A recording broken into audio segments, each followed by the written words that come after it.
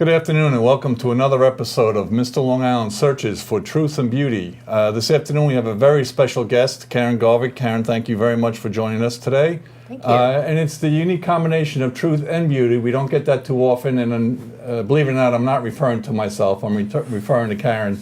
But we have some really fascinating topics to go over today, so I want to thank you very much for joining us. But before we launch into the really good stuff, we have to know, where's your favorite pizza place on Long Island? I knew that would come up. Well, yeah. Well, no, we'll explain why you knew that would come up in a few minutes, but go ahead. All right, I'll have to go with At Home with Nana's Recipe. All right. But Okay. you have people coming in from out of town. You really want to then I show would off invite Long them Island. over? Then you would invite them over. Okay, so if you're really interested in good pizza, you're going to go to Karen's house. That's great. Karen Garvey, you've been described as an intuitive, as a life coach, as a personal coach, professional coach.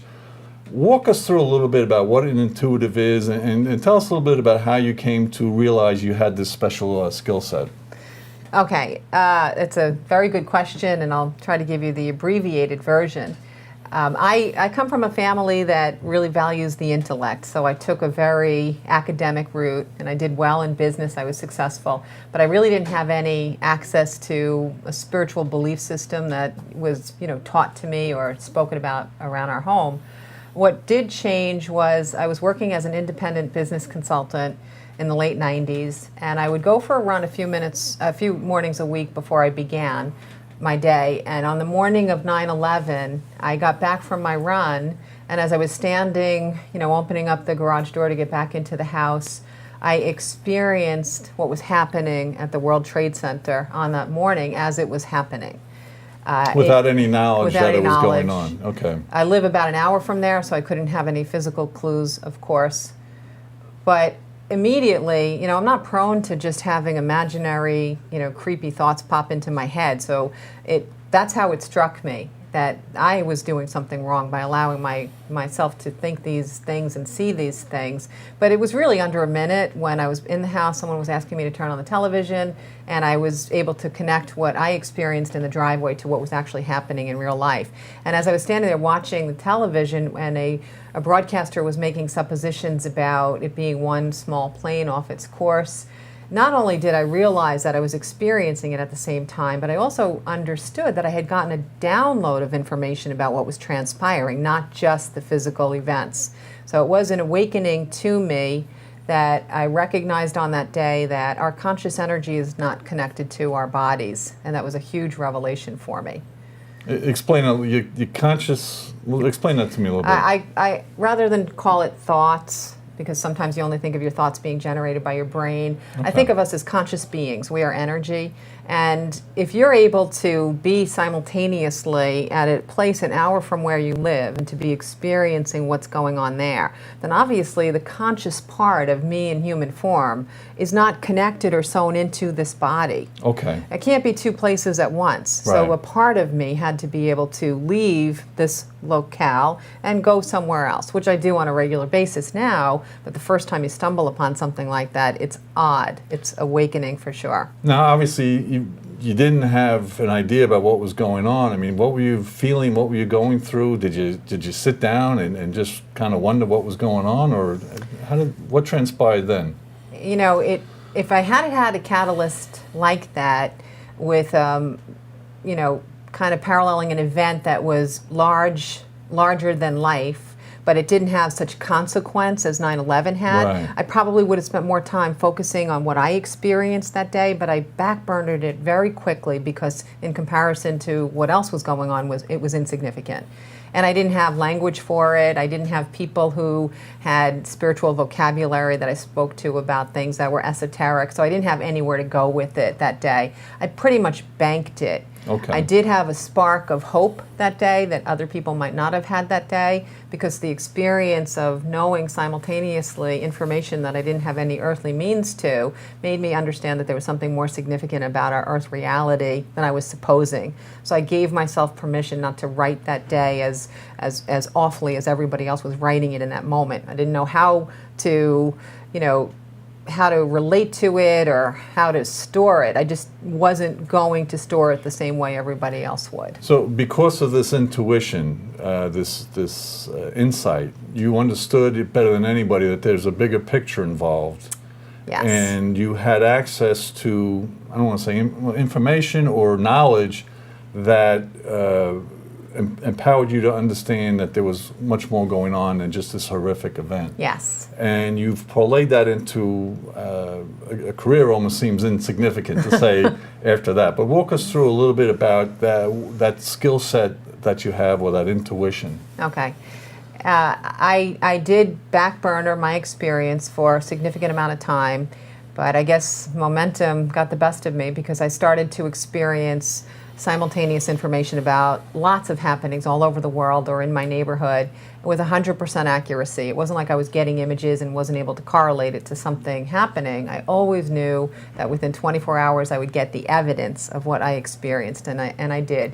And then I started to experience almost like the ticker that goes across the bottom of a news program that was not showing me the physical intersection of people.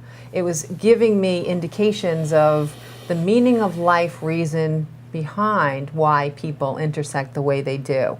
And it's interesting, but back in 2003, 2004, when I was getting these concepts, it was still very much unknown on Earth, some of these ideas, and I think they're more commonplace, so it shows how far we've come in 10 years. But I was hearing things like, we are not our bodies, we are spiritual beings having a physical existence. Within every challenge, there is benefit. Seeking the benefit and unfolding and integrating the benefit is what helps you to grow as a soul and then to advance and preferably have fewer challenges to help you with that growth in the future. So as I was still managing, sorting out my own difficulties from childhood, I found that these messages were helping me become clear. I was able to understand my own personal history in a way that I was able to let go of pain. I was able to comprehend other people's interactions with me and how I was hurt. So the peace that I was gaining was a compelling reason why I decided that this is something I want to share in whatever capacity I can. I want to come back to that, but I also want to ask you, why Karen Garvey? Why not Michael White? I mean, how come you got this and I didn't, or do I get this and I just don't recognize it? I believe that the reason that I had the opening on that first day was very simple. Number one, the event was energetically significant. I knew a lot of people that were affected that day, so the conscious energy was intimately connected to me. And also, oddly enough, I wasn't much of an exerciser until a couple of years before that. But as it turns out, that running is what allowed me to clear my mind and quiet the left brain so that the right brain, which does connect to our eternal knowledge, could be the one that was having this conversation with the universe. So it wasn't just that it was me. It was just like a perfect storm of events that corresponded on the same moment. The other part is that our society is enamored with the intellect. Basically everything we teach people from their birth is the importance of academic achievement, how smart you are, how well you do in school. Even elements of behavior are considered about, whether you're smart or not. Smart people behave better in school than non-smart. This is concepts that we have. So being enamored with the intellect, it doesn't leave a lot of conversation for the value of intuition. So it's not that I'm special in this. It's simply that I had an opening that I took, and most people don't even understand that there's such a value in reopening their intuitive nature. So everybody has the ability to rediscover it, reconnect. They're doing it all the time. And the more we have conversations about it openly and people don't feel embarrassed about it, the more open conversation there is, more people will give themselves permission to assign intuition as the resource that's allowing them to do some of the good things that they do. Now, Wayne Dyer talks about the power of intention, and intention being that connection that you have to a higher power, to God, or whatever name you want to assign to it. But it's really, in my interpretation of it, it's just embracing that, like you said before, we're spiritual beings having a human experience. And once you can understand that big picture, you almost kind of relax and understand that there's a higher power in place. Is that your mission now, is to get people to understand that there's something much bigger than what we deal with on a daily basis going on? Yes, most definitely. And to understand the principle behind having a partnership between ourselves and the universe, if you will, however you want to look at it. Whether you see the partnership as between you and other people, because they're still connected to us all being one, or you see it as being a higher power, and it could be a higher power manifesting itself in other people, but understanding that you're not alone, understanding that that feeling of isolation or limit or being different or being invisible, that's just an illusion. And it's bringing out the truth, which is that we are all connected and that we are all supporting each other.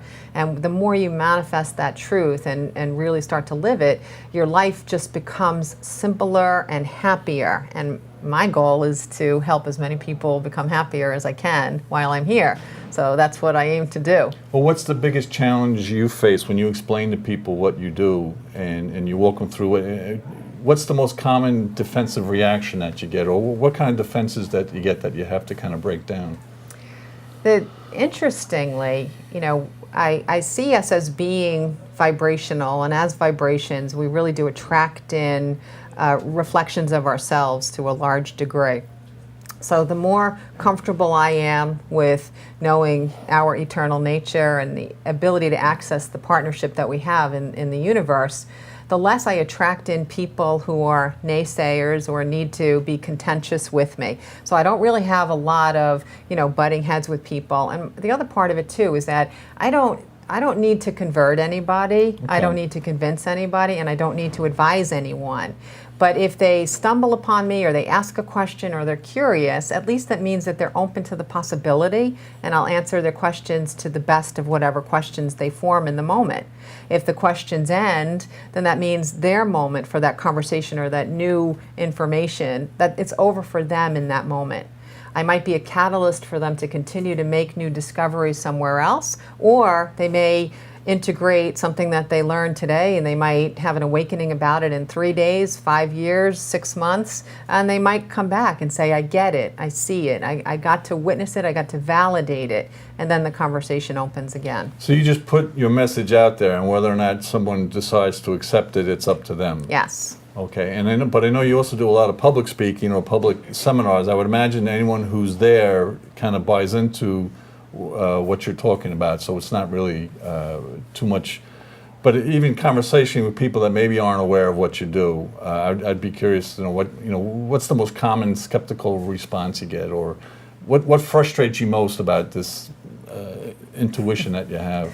One thing that I do find funny is on occasion I'll have a person say, I just want you to know that I am the biggest skeptic out there, and I was determined not to believe anything that you said when I sat down, but I just want to say that what you said really resonated with me. And then they inevitably will share a story about how after their grandfather died, how this amazing thing of a pocket watch appearing on their nightstand happened, and that him and his grandfather always had this pocket watch between them. So they'll show some mini miracle that had happened in their own journey that they never spoke about to anyone because they were embarrassed and they didn't want anyone thinking they were crazy, but now they reveal it to me. So it's more of me giving people permission to assign intuition and to assign our eternal nature to the magnificent things that do happen in our journey. They lose the embarrassment of feeling like they're different or they would be chastised. So you almost validate feelings that they already have. Yes. They just never felt comfortable either buying into it or expressing that. Yes.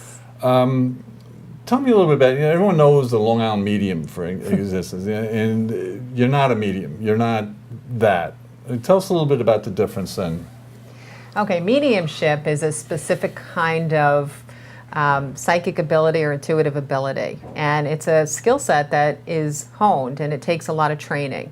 I remember listening to John Edward talk about how he developed his skill, and he'll talk about in the first couple of years all the fairs that he did and how many, wrong messages he got and how many people were like not happy with his, his feedback, but he said it was a training ground for a couple of years. He did reading after reading after reading, because when you're getting intuitive information, you have to learn what to do with it. You have to have a frame of reference for it. You have to learn how to interpret it. Interpretation is the biggest challenge in being intuitive.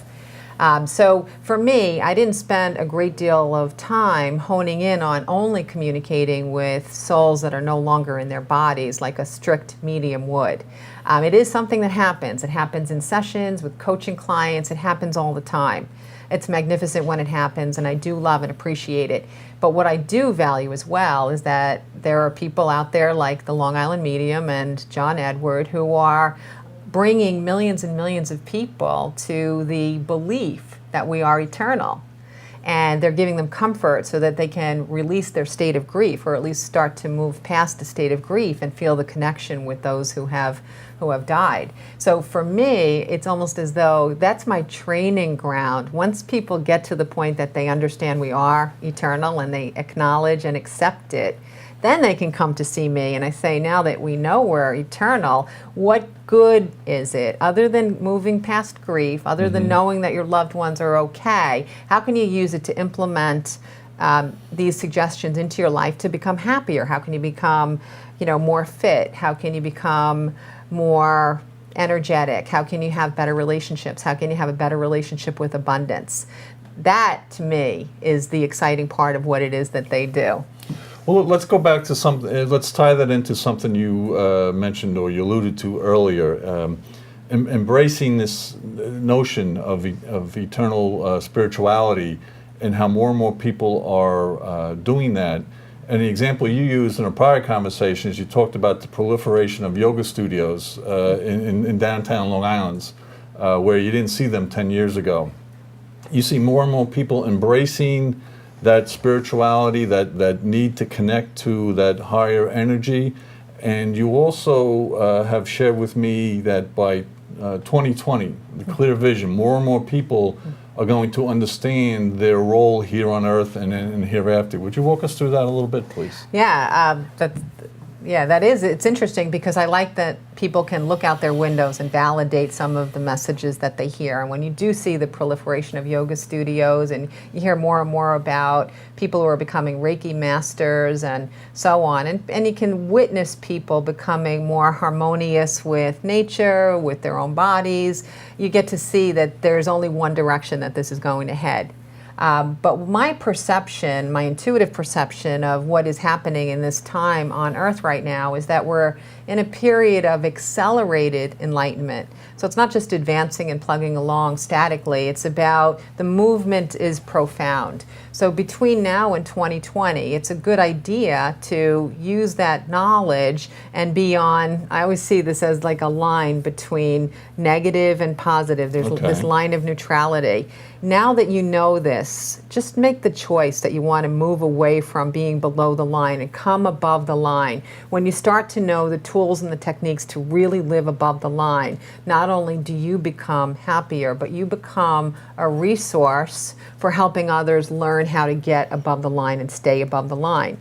My feeling about this is that energetically, not the number of people, but the energy below the line on Earth. Maybe some people, their energy is metaphorically the size of a pea, right? Or a golf ball. But the size of someone energetically is a grapefruit above the line. Energetically, the amount of energy above the line by the year 2020 will be greater than that below the line. And that's the point of momentum shifting. So we're heading there so quickly. To me, I believe we'll begin to see a whole new world developing after 2020. Doesn't mean life is going to be perfect in 2020. It took us a lot of years to get ourselves into the mess we're in here. It's going to take us some time to get out of that mess. But the principles of enlightenment will be more enacted and more in effect, and more people will honor and respect themselves, the planet, the earth, each other, the value of love, and just basically eternally known and discovered truths. Well, I think that's really encouraging, because especially in the wake of 9/11, I feel that more and more people live their lives in fear. And fear is a major product being pushed by the media and by corporations, and you have to be afraid for your life, and you got to eat this and drink that, otherwise you're going to die. Right. As people become more in tune with the reality and embrace the message that you're sending, they can feel better about themselves and understand that just because it's saying that in a TV commercial doesn't make it true. Yes. Yes, that's a lot of what I talk about at seminars is about the power of fear. And fear it's got the same vibration as the vibration of hate. Fear and hate are the absence of the vibration of love. The challenge for us today is that fear is socially acceptable and promoted. Hate is no longer socially acceptable or promoted. So we've just swapped out one poor vibration for another poor vibration. So now it takes a lot of people waking up and saying, I opt out of fear. I opt out. You mentioned the seminars. You conduct seminars, you've written books, you do coaching. Why don't you walk us through a little bit of that and what someone might expect to learn from reading one of your books or going to one of your seminars? Okay, I've written 5 books now. 3 of them are what I call channeled material now. I just listen to the information that comes to me through this conduit that I have learned how to open and keep open. And it's designed to help us peel away the mistruths that we have learned and been taught on Earth so that we can get closer to the core of ourselves and our happiness. And the books are very engaging in that if you can't be at a seminar, or you can't do a coaching session, or you can't do ongoing coaching, it's a tool that's there with those truths in writing over and over and over again for you to refer to. Seminars, that's probably one of my favorite aspects of what I do.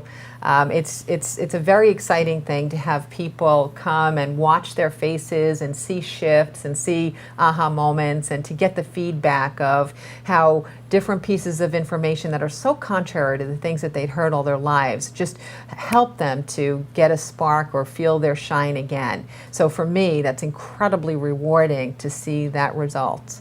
I would imagine so, and it just kind of makes you feel better and inspires you to continue on with your message. Talk a little bit about the law of attraction and the law of abundance. How does that work? How do people tap into it? Everyone's heard of The Secret. How does that work? Interestingly, the very first of these books that I had told you about that I wrote, called The Answers, was released in the same month that The Secret was released in. And if you read both books, they have some similar passages in them, which to me is just one tiny form of validation about that there's universal truth. There's a river of universal knowledge and anyone can tap into it at any given time. Myself and the Secret author had tapped in at exactly the same moment.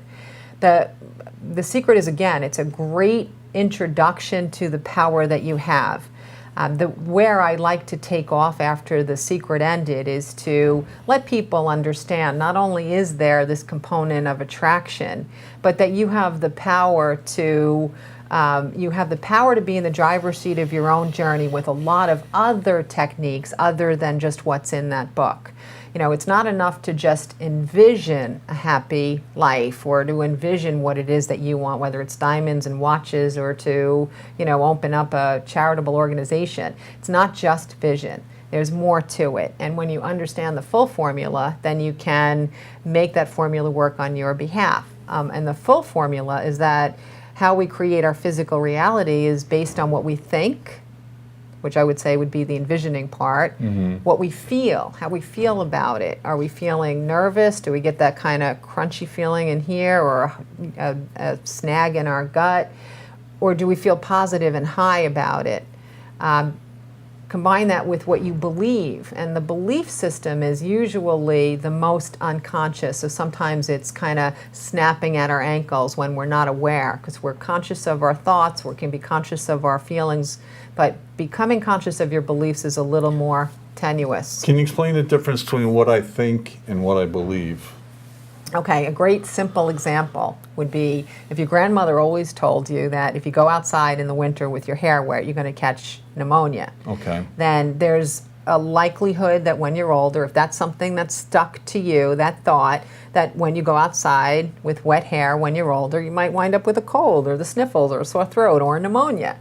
So that's a thought. All right? And now you believe it. Those thoughts are based on your beliefs. Now you could go out there and say, you know what? I don't think I'm going to get sick. I don't think I'm going to get sick. But if you haven't changed the belief that your grandmother told you you will get sick if you go outside with wet hair, then all the thinking in the world isn't going to convert your reality. So you still have that deep-seated, that deeply rooted belief that I'm going to get sick if I go outside with wet hair. Still going to happen. And no matter how many positive thoughts you have, yes. If it's so, how do you cleanse yourself of these erroneous beliefs? So how do you even know it's wrong?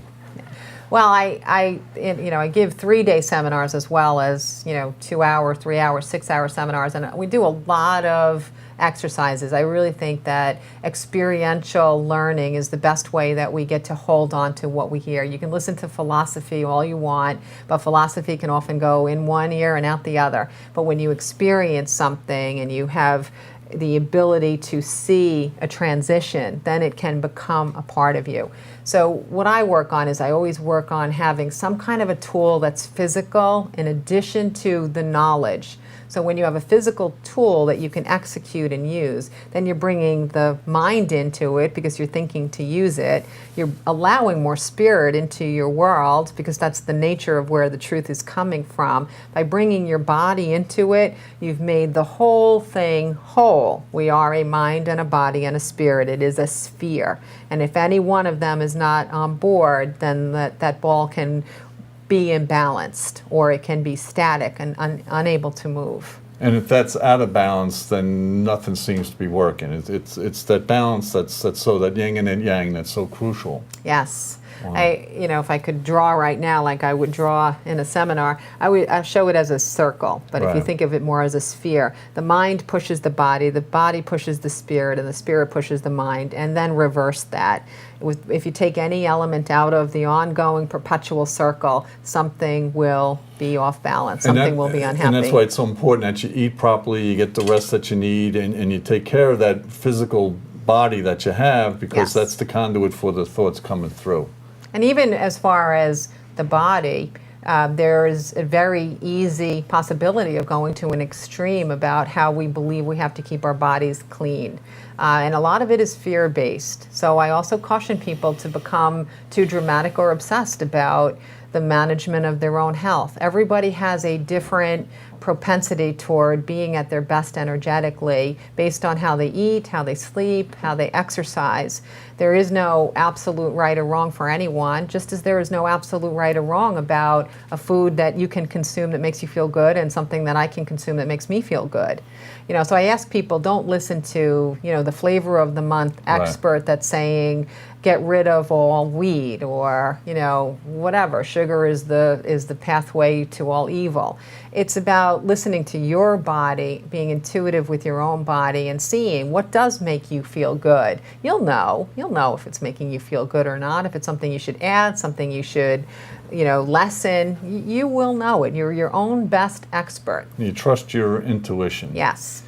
This has been fascinating, as I expected. And as a wrap-up, is there any one thing, one notion that you'd want to dismiss, or one notion that you'd want to share with everybody that sums up what you do, or makes it easier for them to embrace what you're talking about? Is there any message that you would want to get out there?